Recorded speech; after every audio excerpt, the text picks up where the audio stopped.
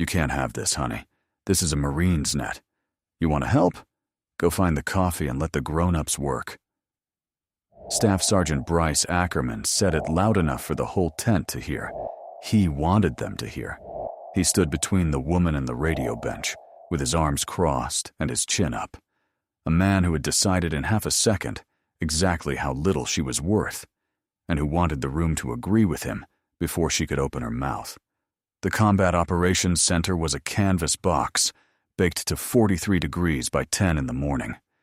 2 field radios on a plywood bench, their cords taped down with 100-mile-an-hour tape, gone gray at the edges. A map board, soft at the corners, from the damp of 1,000 mornings.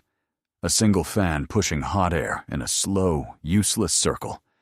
And under all of it, low and constant, the hiss of an open net, the sound of men out in the heat, talking, waiting, breathing. The sound the room had stopped hearing weeks ago the way you stop hearing your own heartbeat.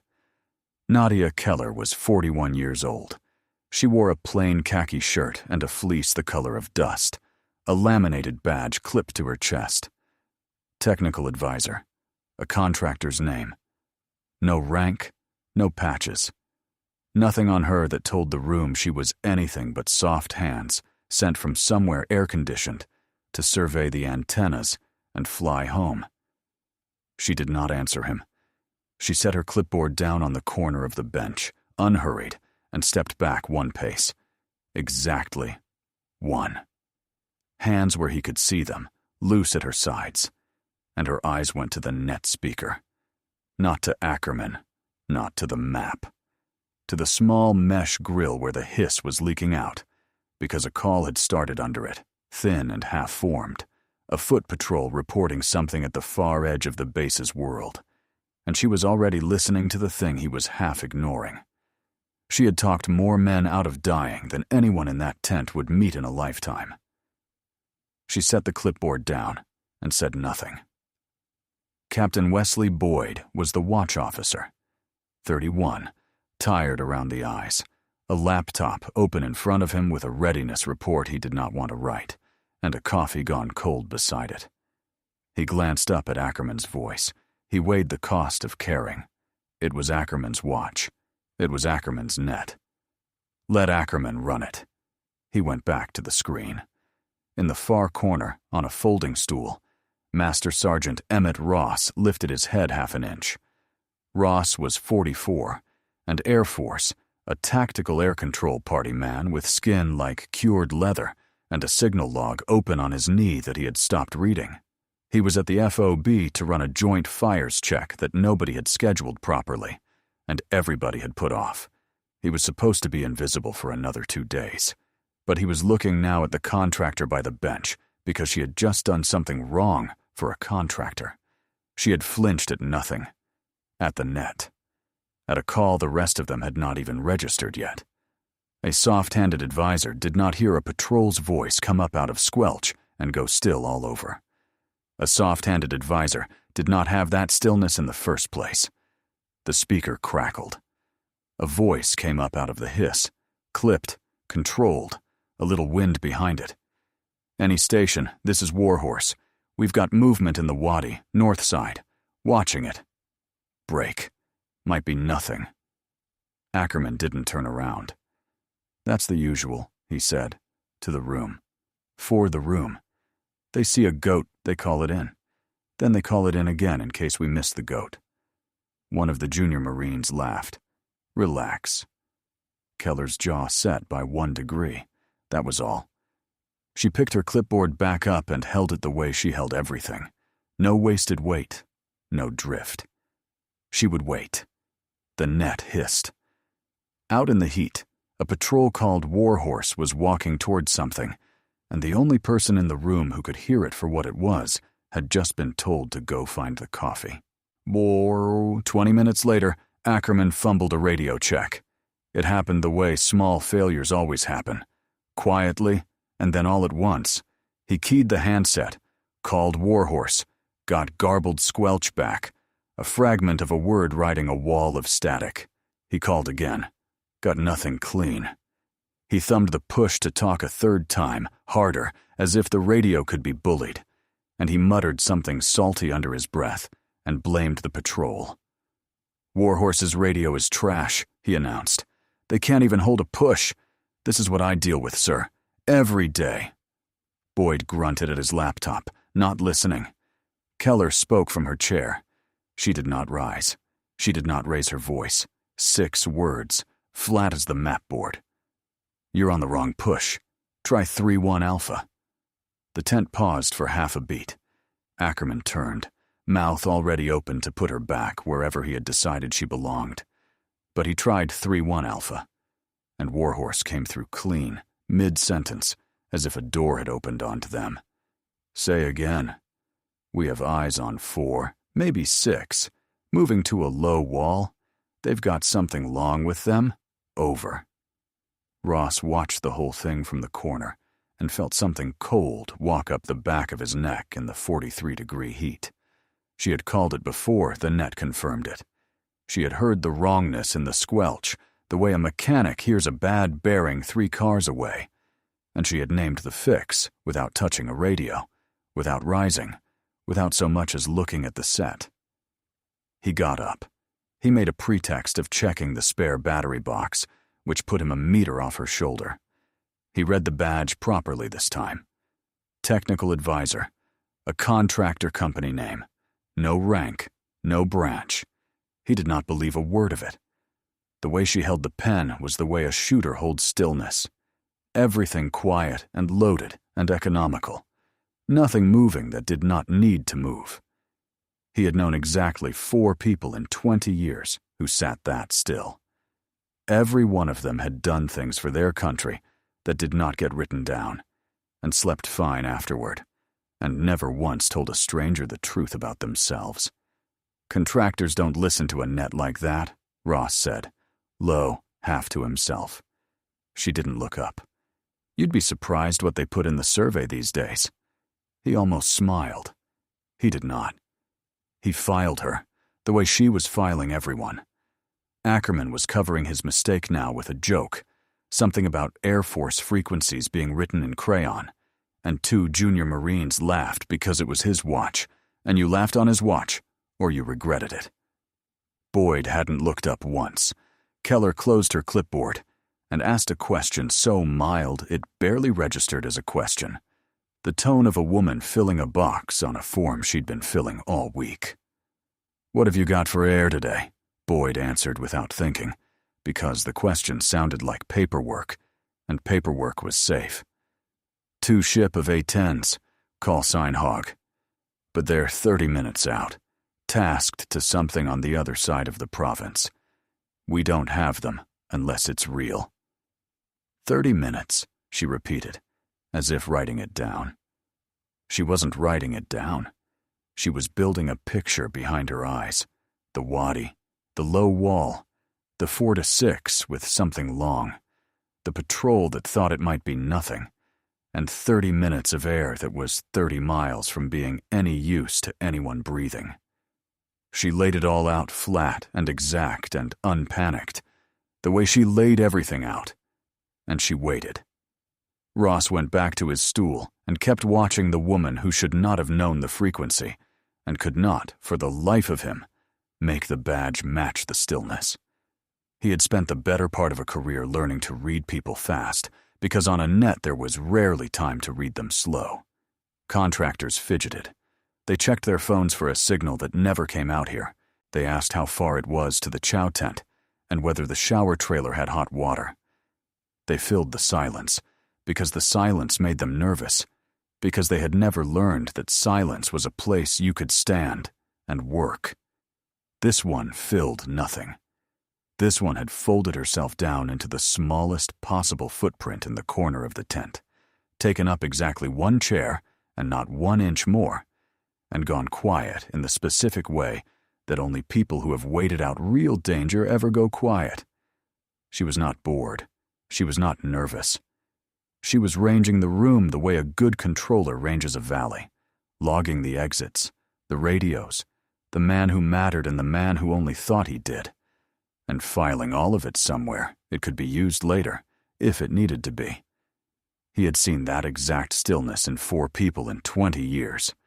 He was looking at the 5th, and the badge on her chest said, Technical Advisor, and every instinct he owned said the badge was a lie somebody had let her tell. By noon, the watch had turned her into a joke. It was easy. It was the easiest thing in the world, and men like Ackerman were good at it because they had been practicing on someone their whole lives. He called her the help. He got a laugh.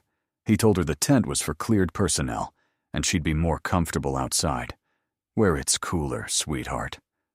A junior Marine echoed it, the help, and then a second, and the word settled onto her the way the dust settled onto everything at that FOB, fine and total and impossible to brush off. Keller stepped to the tent flap. She did not leave. She stood inside the doorway, in the exact seam of shade where the canvas met the light, with the net still in easy earshot behind her. She had been frozen out of better rooms than this by better men than these. Rooms with polished floors and flags and general officers who could not imagine what she was. The trick was never to leave the room. The trick was to be the last one still standing in it when it mattered. She looked out at the wire, at the heat shimmer rising off the HESCO barriers in long liquid ribbons, and she listened. Behind her, the tent went on being cruel in the small, comfortable way that watches got when a strong man set the tone, and the weak men followed it downhill. Ackerman held court. He told a story about a lieutenant he had once made cry, and the junior Marines laughed on cue. He tipped his chair back and put his boots on the bench beside the radio he was supposed to be guarding, and he let the net talk to itself while he talked over it. Somewhere in there he called her the coffee lady, a second time, testing the joke, seeing if it had legs. It had legs. Everything had legs when the man with the stripes was the one telling it. Keller did not turn around. She had watched 100 Ackermans in 20 years, in tents and on ships and in briefing rooms with real chandeliers, and they were all, underneath, the same frightened thing wearing a louder and louder coat. The coat did not concern her. What concerned her was the net, and the net was telling her that the joke in the tent was about to stop being funny for everyone in it. Behind her, Warhorse keyed up again. The voice was different now, sharper, stripped of the maybe it's nothing, and under it, faint but unmistakable to anyone who had ever heard it before, was the flat, percussive wind of rounds going out. The sound the radio flattens into a kind of dry cough, the sound you never forget once you learn what it is. Any station, Warhorse. Troops in contact. Say again. Troops in contact. North Wadi. We have one element separated. East side. They are pinned down behind the low wall. Requesting air. Requesting air now. Over. That was Sergeant Milo Fenn's voice, 26 years old, doing the hardest thing a young sergeant ever learns to do, sounding calm while the world comes apart around his people. Ackerman finally sat up straight, and then he reached for the handset and began, badly, to fumble the one task his entire job existed to perform. If it makes you angry to watch the one person in that room who can help be told to wait outside where it's cooler, hold on to that feeling. Because this is the exact moment the room's little cruelty stops being about a man's pride and starts being about a young Marine's life. If this is the kind of story you stay for, the kind where the wrong is real and the reckoning is earned, subscribe to Honor Tales. It is about to turn. Keller's hand rose an inch toward the spare handset on the bench, then stopped. Not yet. She watched Ackerman key up. She watched him ask Fenn for a grid, watched him wave a pencil at the map like it owed him money. She watched him write the grid down, and she watched him write it down wrong. 2 digits transposed, the kind of mistake a tired man makes and a good man catches. Fenn's element was separated and taking fire. The request was already going bad in Ackerman's hand, and the woman by the tent flap already knew the grid he had just misread. Ackerman doubled down, because doubling down was the only direction he had ever learned. He took the grid he'd copied wrong, and he started building the air request off it.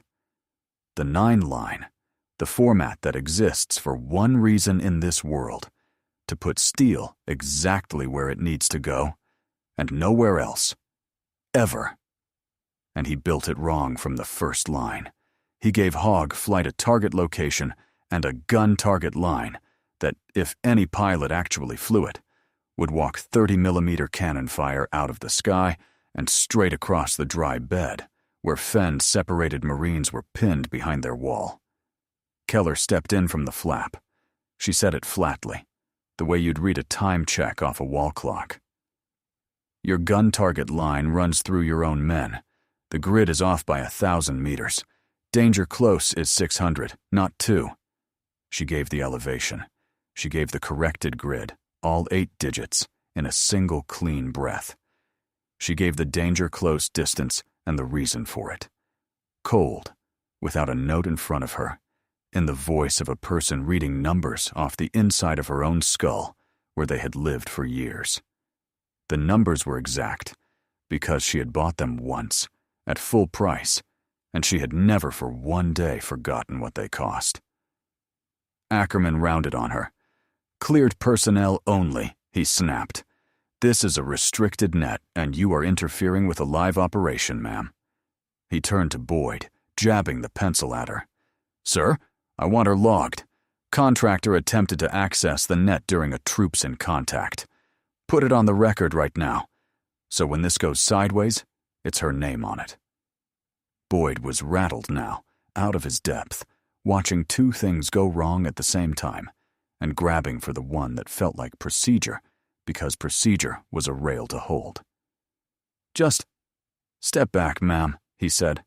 Please, let him work.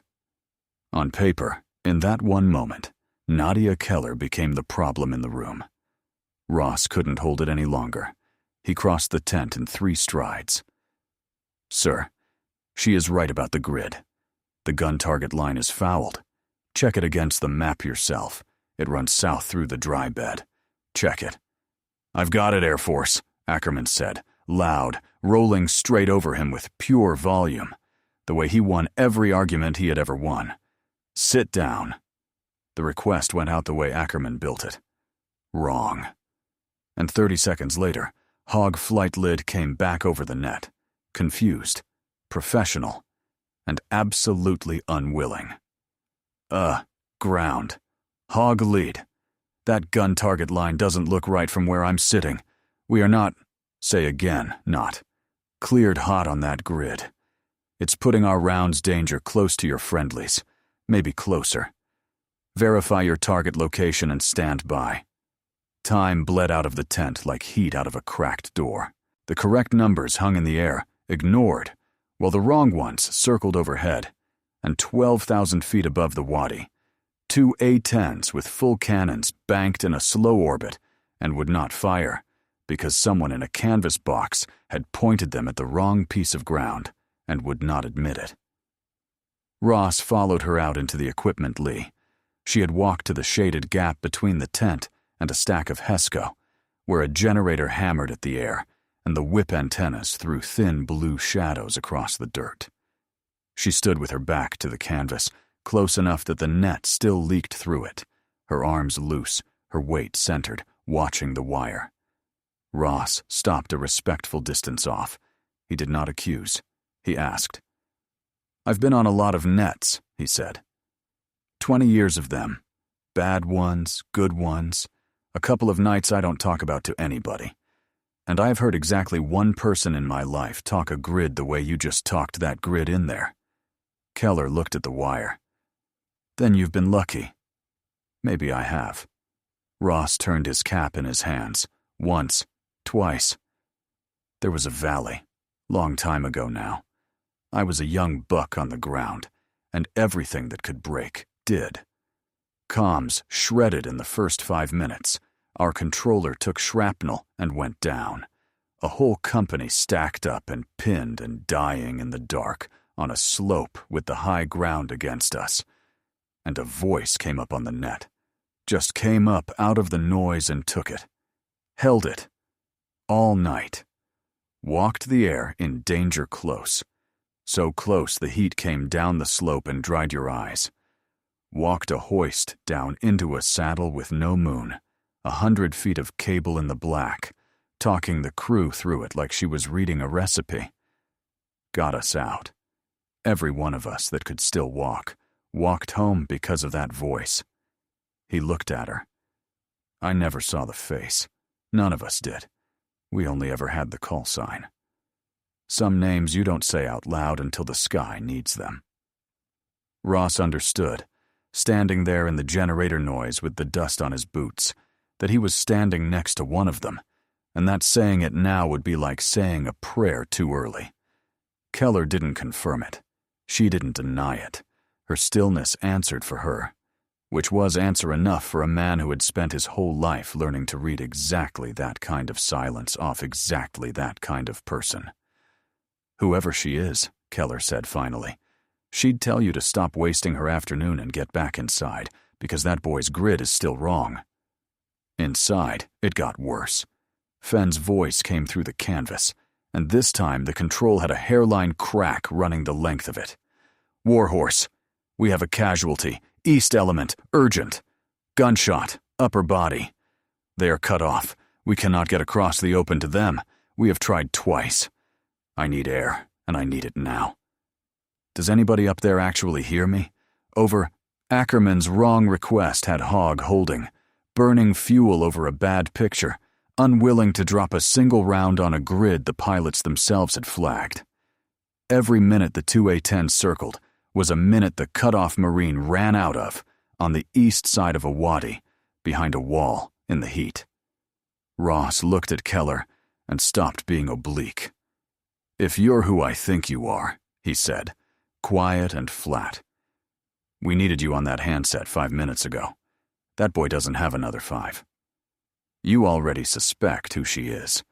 The men on the ground are about to find out, the hard way, which is the only way that matters.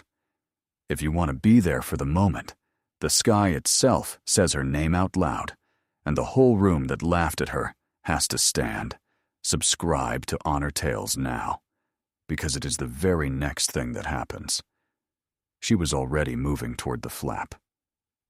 There is a beat in every story like this one that belongs to the audience alone, a thing the men in the tent will never learn, because she will never tell them, because she has never told anyone. Here is hers. 2012. She was 27, a captain, special tactics, and the valley was the kind of place that ate companies whole and left nothing to bury. The plan came apart in the first 4 minutes, the way plans do when the enemy has read them too. The assigned controller took shrapnel across the throat and went down, and stayed down. The company command net turned to garbage in the same breath, and 140 men found themselves pinned on a bare slope in the dark, the high ground stacked against them, and no voice left to call the sky. She took the net. She was not supposed to. It was not her job, not her element, not her call. She reached across a dying radio and a dying man, and she keyed the handset, and she started talking, in the flat, even, unhurried voice she had spent a decade building. And she did not stop talking for 9 hours. She talked 2 aircraft onto targets, 600 meters from her own position, close enough that the overpressure slapped the air out of her lungs, and the dirt came down sideways, and stung. She walked a medevac hoist down into a saddle in zero illumination, 110 feet of steel cable swinging in the black, talking the crew through it inch, by voice alone, because there was no other way down. She held a broken company together on nothing but numbers and the flat, steady, refusing to panic sound of a person who had decided these men were going home. Her radio telephone operator stayed at her shoulder the entire night. Staff Sergeant Isaac Poe, 24 years old, a grin like a screen door in summer, the best pair of hands on a radio she had ever worked beside. When her primary handset took a round, and died in her fist. Poe pressed his own into her palm without a single word so that she could keep talking. He kept her on the air. He did not come home from that valley. She had knelt beside him at the end of it, in the last blue hour before the light, with the guns finally quiet and the birds finally gone, and the surviving company moving down off the slope in a long, silent file. She had held his hand, and it was already cold, and she had not let herself stop, because there were still men on the net, and men on the net were the only prayer she knew how to say. She had keyed the handset with her free hand and gone on talking, steady, flat, unbroken, and only she and the dark ever knew that she had been talking to 140 living men with her friend's dead hand in hers. The men she saved, the ones who walked off that slope at first light because a voice in the dark would not let them lie down and die, started calling that voice a name. They did not know her face. They had never seen it, and most of them never would. They only had the sound of her, the thing that had come for them across the radio when nothing else on earth could, the thing that had stayed on the air long past the point where anyone had a right to expect it to. Angel. She never asked for it. She had spent 14 years since trying to be worthy of a word she never chose. They gave the voice a name because the face was never there. And every deployment since, on every net she ever touched, she had carried the name and carried Poe into the dark with her. Now she stood in the seam of a tent flap at a dusty FOB and looked at the antenna farm, at the hiss leaking through the canvas, at a young sergeant's voice coming apart over a grid a lazy man got wrong. She had already decided hours ago. She would give Ackerman exactly enough rope. She would let him build the whole ugly thing with his own 2 hands, in front of witnesses, right up to the edge, until the sky itself came looking for the one person alive who could fix it. And when it did, she would be standing precisely where the handset was, and there would be nothing he could do but let go of it. Poe had keyed the radio one last time so that she could keep talking. She had kept talking ever since. For the first time all day, the woman they had told to find the coffee almost smiled. She crossed the tent and took the spare handset off the bench. Clean, decisive, no wasted motion, no announcement. She keyed it, and her first words on the net were perfect brevity, a check-in to hog flight, the corrected 8-digit grid, a recast of the gun target line, all of it in the flat economical cadence of a person who had done exactly this 10,000 times and been right 10,000 times. Ackerman ripped the radio out of her hands. He tore it from her grip, the cord snapping taut, and he drove his shoulder into her chest and shoved her bodily toward the tent flap. "I said," he snarled, close enough that she could smell the coffee and the heat on him, "you can't have this." The tent moved. 2 junior Marines flinched and came half off the bench, hands rising, some old animal instinct telling them a line had just been crossed that did not get crossed. Ross was on his feet before the handset finished swinging on its cord, and Boyd froze, caught in the exact dead center of the thing, rank in one hand, and the sight of one of his own laying hands on a woman in his COSI in the other, and no idea in the world what to do with either. Keller did not stumble. She caught her weight on the ball of one foot, the way you catch it when your body has been taught over 20 years to catch it, low and quiet and ready. And she straightened, and she let her hands fall open at her sides. He had just done the one thing she needed a witness to. He had put his hands on her, in front of his own chain of command, while a Marine bled out 1,000 meters away because of a grid this man got wrong and would not fix. She looked at Ackerman, and she smiled. It was the first time all day. It was not warm. It was the smile of a person who already knew, to the exact second, how the next minute ended, the smile of someone who has read the last page of the book and is simply, patiently, waiting for you to turn it and catch up. She let him hold the radio, because in 3 seconds, the sky was going to reach down into that tent and take it out of his hand and put it into hers, and every man in the room was going to watch it happen. Ackerman held the handset up over his head like a trophy, chest out, breathing hard, victorious in front of his little audience.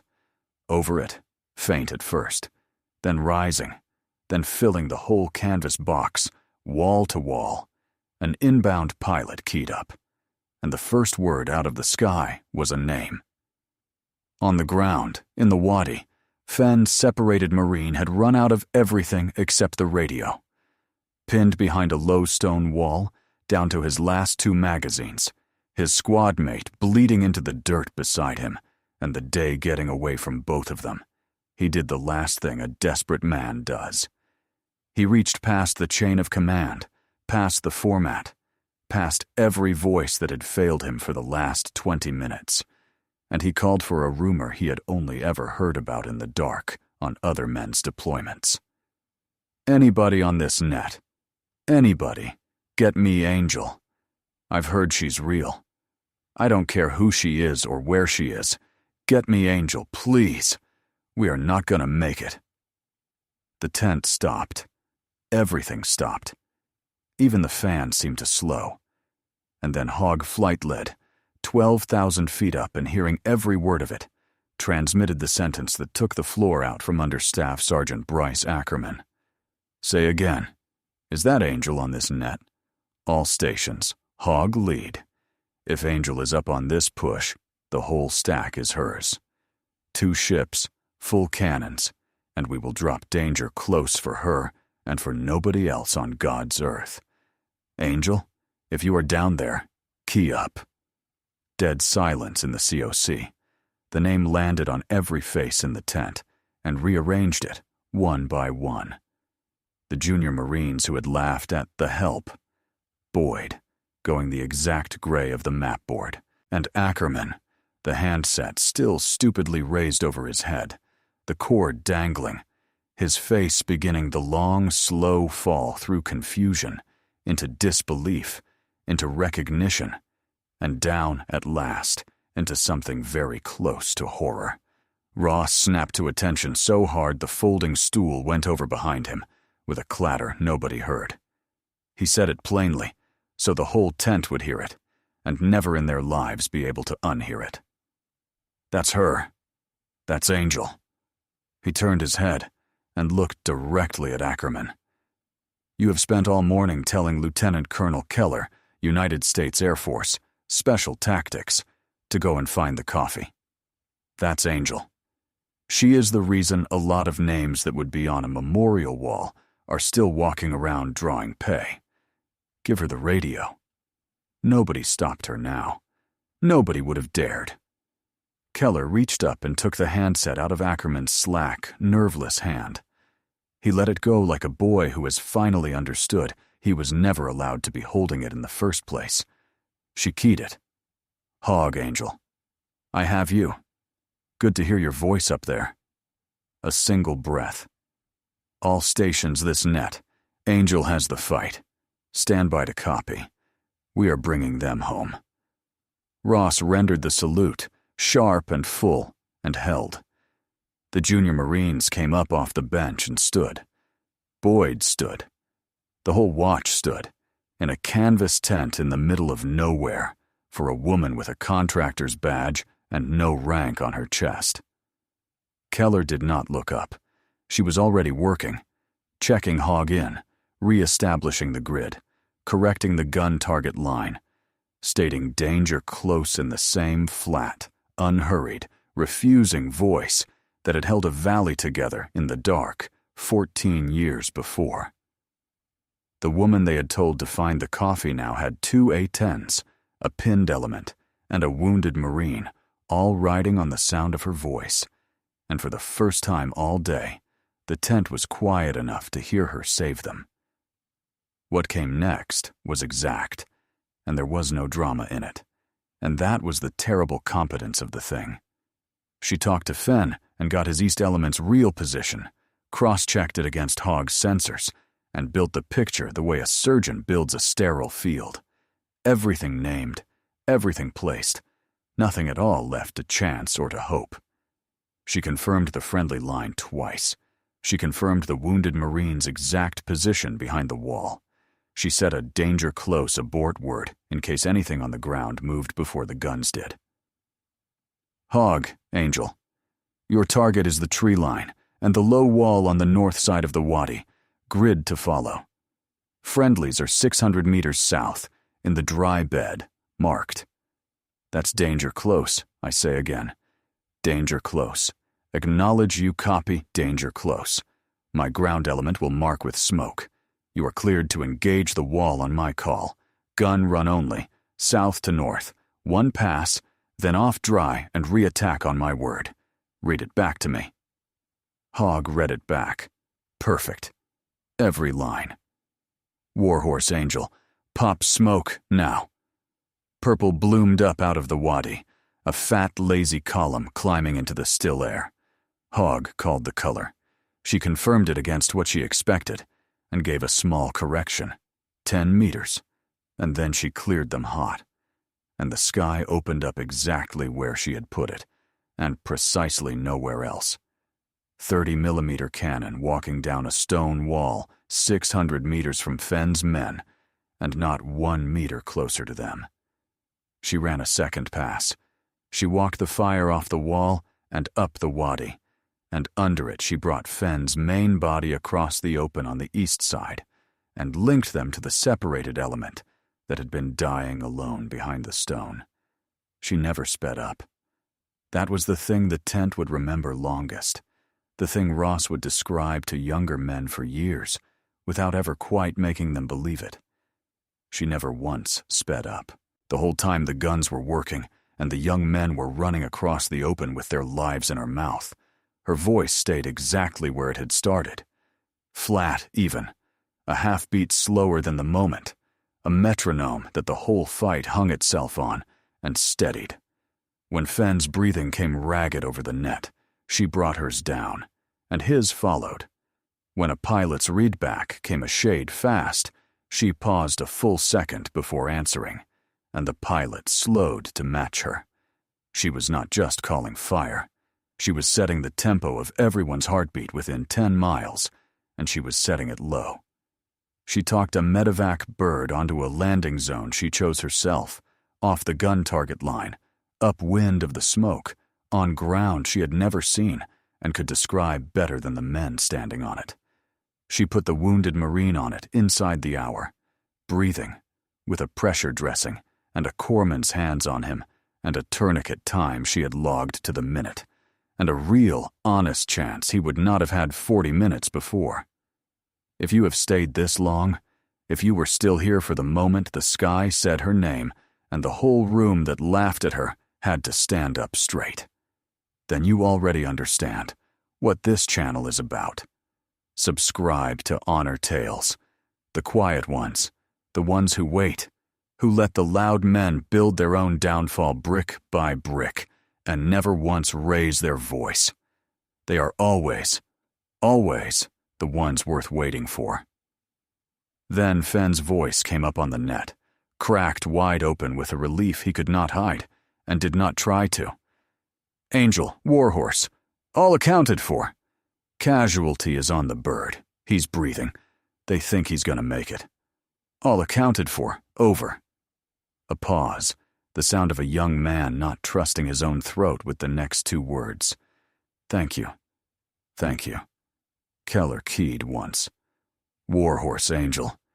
You did the hard part today, Sergeant. You kept your head, and you kept your people. Go home. She logged off the net. She set the handset down on the bench, gently, deliberately.